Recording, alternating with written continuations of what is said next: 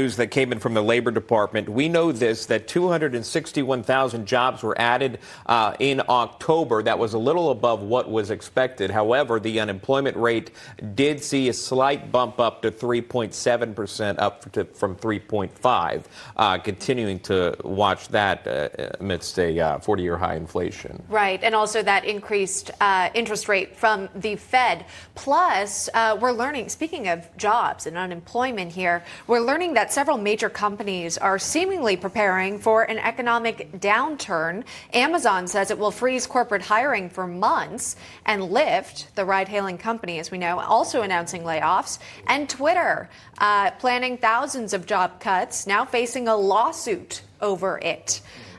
So those are also some major tech companies that we're watching for. Remember, Microsoft as well, Peloton, all of these companies announcing either hiring freezes or even job cuts. Yeah, we'll see how that reacts here. Again, not out of the woods, and it doesn't look like even close at this time. We'll bring in Executive Vice President of the National Taxpayers Union, Brandon Arnold, joining us live here. Brandon, thanks so much for coming on. We threw a lot of news at you: layoffs, job creation, 261,000 jobs added last month, but unemployment rate tipping up just a bit. Your thoughts?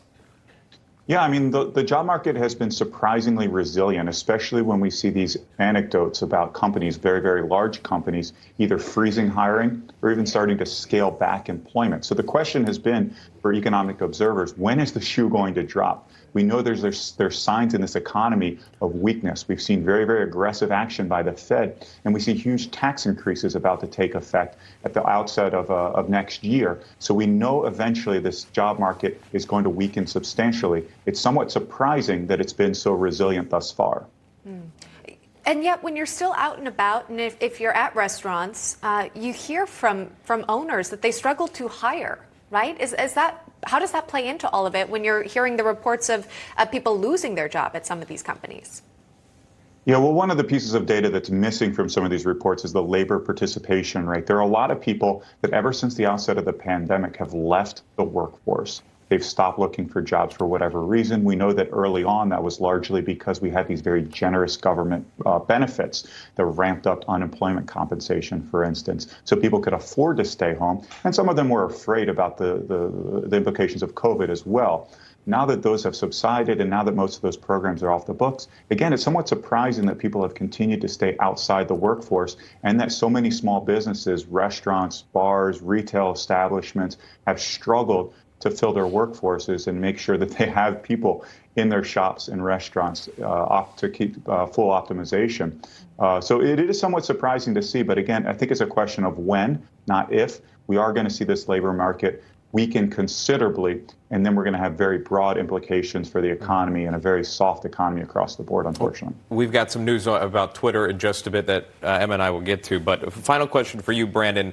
If we can move into the holiday season, hard to believe that's coming up here, but the National Retail Federation predicting this: sales will slow from last year, meaning people may not buy as much as they did the previous year. What do you attribute that to? And do you predict less gifts for the holiday season, maybe less decorations, etc.?